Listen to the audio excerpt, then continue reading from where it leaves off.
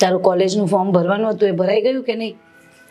હા મમ્મી, કોલેજનું ફોર્મ તો ભરાઈ ગયું, પણ હું તમને એક વાત કહું. શું?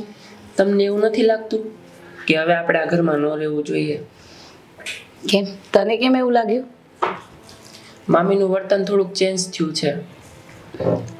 બેટા, મામી છે, બોલે રાખે, બહુ ધ્યાન નહીં દેવાનું. પણ મામી તો એવું કહે છે કે આપણે બંને એના પર બોજ છીએ. મને ખબર છે કે તું છે ને મારી સાથે, એમના કહેવાથી બોજ બની જવાના અને બા નથી આપણી સાથે. બસ થોડો સમય પછી આપણે આ ઘરમાંથી જતા જ રહીશું. એમ પણ મામી કે મામા કે કોઈ પણ કંઈ પણ બોલે ને તો કંઈ ધ્યાન પર નહીં લેવાનું, બોલે રાખીએ તો.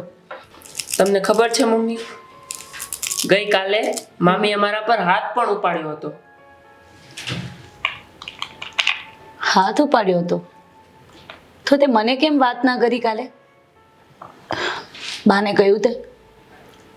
ના મમ્મી, મને એમ હતું કે તમારા લોકોનો ઝઘડો થશે એટલે મેં કોઈને વાત નથી કરી.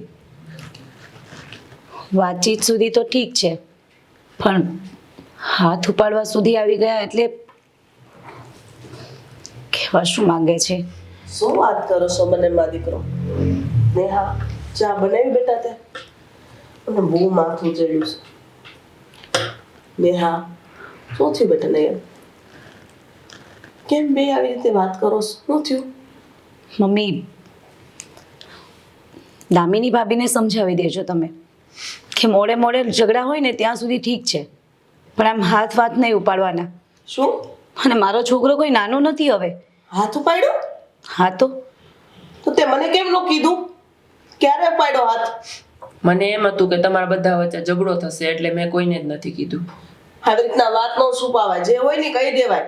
આ વાતની ખબર મામાને પડશે ને તો ઈ મામીને મારશે, ખબર છે તને? મમ્મી, ખબર પડતા પડશે, પણ દામિની ભાભીને ખબર પડવી જોઈએ ને કે હવે નાનો છે મારો દીકરો. આજ સુધી મેં એના પર કોઈ દિવસ તપલી નથી અડકાવી અને એ હાથ ઉપાડી દે છે. ખબર નહીં આ ઘરમાં શું થવાનું છે, સમજાતું નથી. અને તમે છે ને બે માં દીકરો નડો છો, મને ખબર પડી ગઈ છે બધી.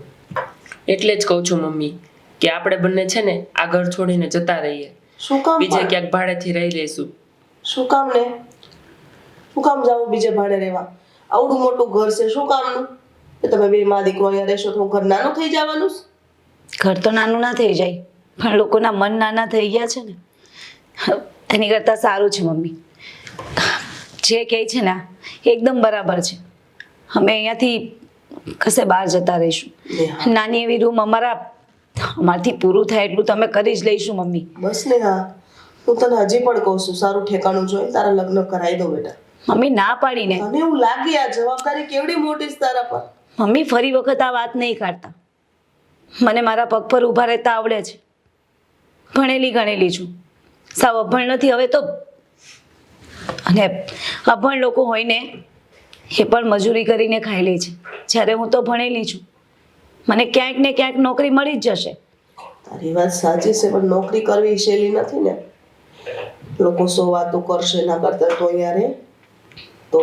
અને આ છોકરો ભણે છે ત્યારે. મમ્મી, વાતો કરવા માટે તો કોઈ પણ વસ્તુ, વાતો કરવા માટે તો કંઈ પણ જોઈએ. કંઈ પણ ટોપિક હોય ને તો લોકો વાતો કરવાના જ છે. લગ્ન કરીશ ને તો પણ વાત કરશે ને નહીં કરીશ તો પણ કરશે. તો તું મારી વાત નહીં માને, બસ પોતાની જ વાત સાચી. થોડીક વાતનું માન રાખ મારું. ને છોકરાને જે ખબર ન પડી નાનો છે બેટા, તું છે ને ભણવામાં ધ્યાન રાખ.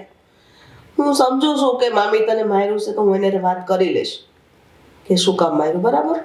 જો બા, હવે હું મોટો થઈ ગયો છું અને હવે હું કોલેજમાં આવવાનો છું, તો હું સાઈડમાં જોબ પણ કરી લઈશ અને હવે અમે આ ઘરમાં નહીં રહીએ. તું એટલો બધો મોટો નથી થઈ ગયો, તું નિર્ણય લે, બરાબર? હજી હું બેઠી છું ને, આ ઘરમાંથી તમને કોણ કાઢે છે હું જોઉં છું. સાના મના પોતપોતાનું કામ કરો અને જા તું ભણવા જા, અને તું તારું કામ કર. જા, હાલો વાત બતાવો. ચા મૂકી દે મારા માટે. જા. બનાવેલી છે મમ્મી, પણ તમે દામિની ભાભીને સમજાવી દેજો કે બીજી વખત હાથ નહીં ઉપાડે. વાત કરી લેશું.